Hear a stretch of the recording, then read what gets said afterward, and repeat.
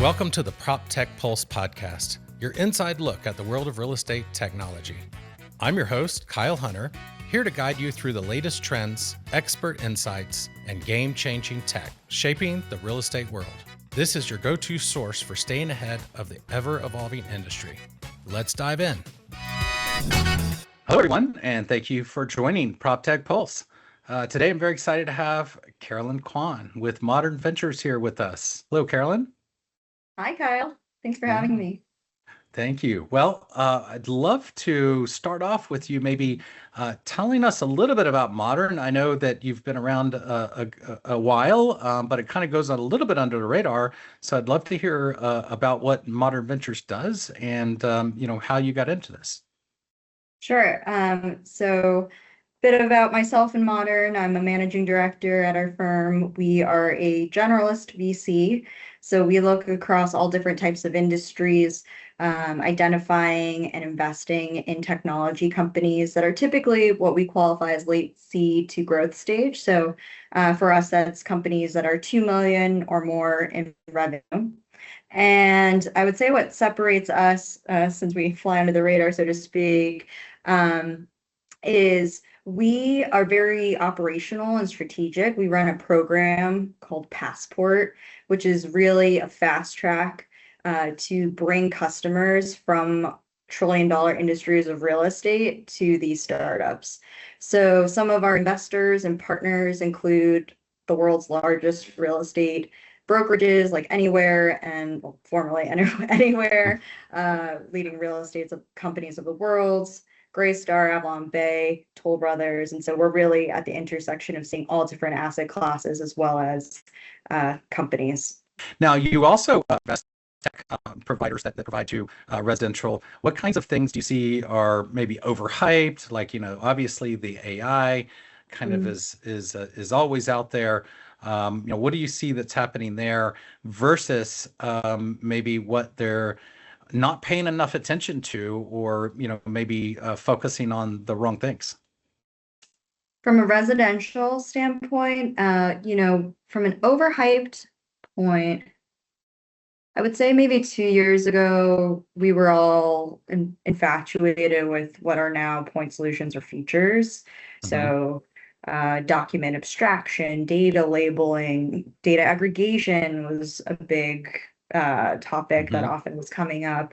And so I guess I view overhyped as oversaturated at this point, or just features that now have evolved into more platforms. And so I think that is where we're at this point, at least as it relates to AI. Generally, from a prop tech standpoint, on the oversaturated front, a lot of the moving concierge type of platforms, I'll break out into multifamily, like leasing solutions are quite prevalent. And then I believe the fundamental areas that people are trying to fix are transaction management, for one. I believe other processes and pain points that we're seeing from our partners are thinking about the operational workflows that help a brokerage run their day-to-day. Is where at least the sophisticated ones that I work with are already working on and have established their players that they're putting into their tech stack.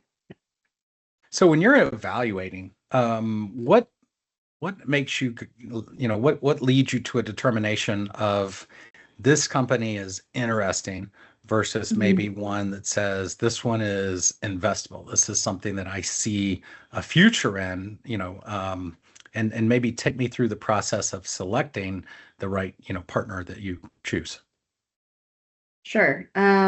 So I'll speak at least from a Moderne standpoint, and for some stats here, we look at over 4,500 companies a year. And then for our Passport program, we have run over 100 companies through that program. And a lot are interesting, but what separates the interesting from the investable is really a few things. First would be, can we as a firm deliver strategic value to that company by opening up our network? In other words, does the company or the startup rather address a challenge, gap, opportunity in the industry, and can we support them to help them grow? The second is really beyond our real estate industry and our partners. Does that company also have defensibility and can grow? Think about your total addressable market beyond even real estate. And so, surprisingly, a lot of people view Moderne as a prop tech fund, but really, we are looking at technologies that are defensible and can hedge against cyclicality. And so, really want to understand how that company can expand. Revenue, how much capital they have, valuations, the founder has become more and more important, especially as you have increasing entrance into the market, primarily through AI. And then I would also argue that now what we're hearing from investors, or our investors rather, are what is the startup's AI strategy themselves? Are they talking the talk? How do they defend themselves? How are they thinking about their competitive edge? And that can span from a service type company to one that is truly an AI company as well. That's interesting. So making sure that they have a defensible and thought process around how they're applying AI within their solution sets and how they're looking to use them. Yeah. Right. Well, because then that drives efficiencies and optimizing, driving costs down. So makes complete sense. I want to go back to the founder because I know that that's an interesting concept. When you're looking at founders, have you had situations where you kind of love the idea and the concept and you see the greater, but because of the founder, you've decided to maybe not make that decision? I would say we've always prioritized the founder in our diligence. And so it's more so, have they had a repeated track record, or is this their first time as a founder? What's their vision look like over the next for 1 year, 3 year, 10-year plans, and so on. And then for me, and I'll just speak for myself here, I'm always interested in how they view themselves. Like, can you take it to a certain level and then hand that over to someone who can then take it to IPO, or are you the type of founder that needs to see it all the way through the end? And so just like that type of psychological evaluation, I suppose, is something that fascinates me generally, of how they approach their company and ownership. Yeah. So that leads me to my next question. Where do you see founders, making mistakes when they're pitching? Like what is something that you've seen where you're, everything lined up and all of a sudden it went off track because of something they were doing? Surprisingly, it's interesting that I still have founders that don't know what problem they're solving. And even still, like, do not have a clear idea of how to articulate the quantitative impact that they can have on their partner customers or their future customers. And even having just an estimate of how are you calculating that you can save time, or how are you estimating that you can expedite this process, are things that I believe are missing, and people love because maybe they're in their wheelhouse to talk about the features and the shiny objects. But I would say buyers now are really fixated on how can you deliver value and how quickly can you deliver that as well. Enjoying the PropTech Pulse podcast? Don't miss a beat. Hit the subscribe button and stay in the loop with all of our latest episodes. And hey, if you're loving the content, leave us a review. It really helps us grow and reach more real estate pros like you. Also, don't forget to follow us on our social channels. We're sharing tips, trends, and behind-the-scenes content you won't want to miss. Find us on all the social platforms at Get Elwolf. Again, the shiny thing, and when you have founders that fall in love with their own product, but really it has to make business sense. And at the end of the day, they have to solve something for the broader population and have something that's marketable so they can actually, bring value to whoever their investors would be. So, certainly something to stay away from.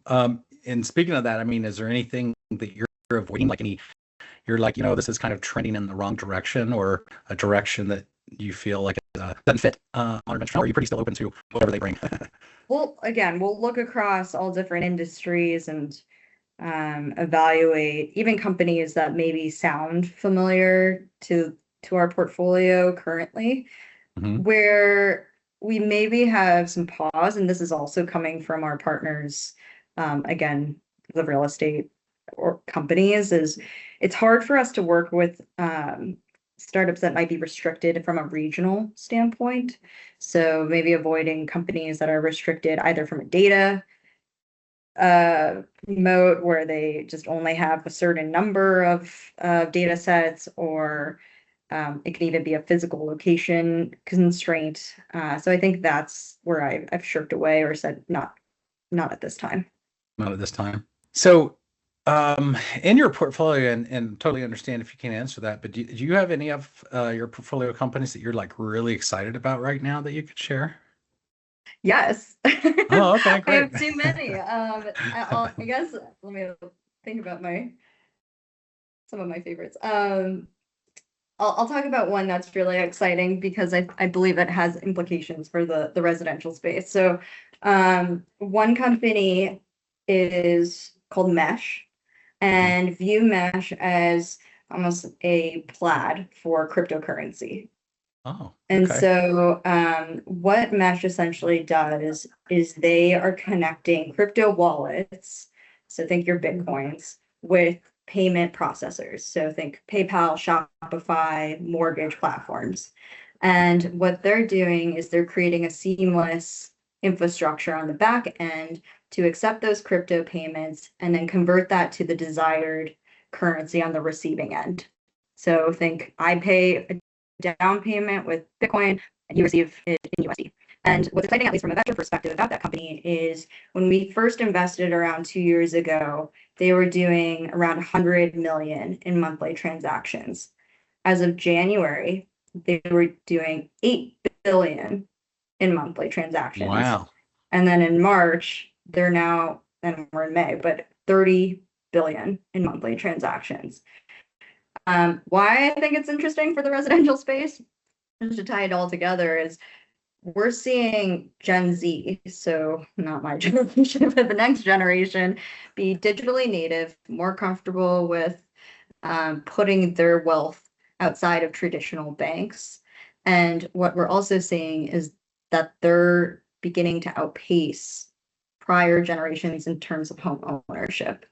And Mhm. so I really believe we should pay attention to those types of payment rails that could also support maybe the consumer interests around how they want to spend and how they want to deal with the largest transactions of their lives potentially. So I'm really excited about Mesh, and I think more Well, to that's, come there on that it's front. interesting. I think I was listening to a podcast the other day, and one of the points someone predicted was that in a couple years, all iPhones will have a native uh, Yes.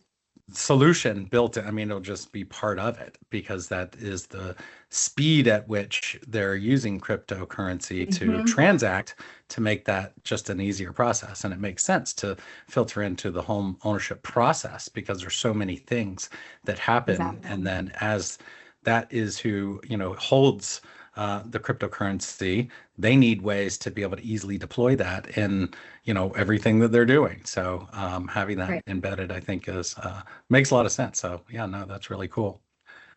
Absolutely. Last couple of questions. What do you think the real estate transaction will look like in, say, 5 to 10 years? Like, do you think it's going to be drastically different, or a lot of the same, just with easier tech to kind of help that process go along? I'm excited about how I believe transaction management will be changing. I think there's aspirations, and Mhm. rightfully so, to make it more digital, make it AI native.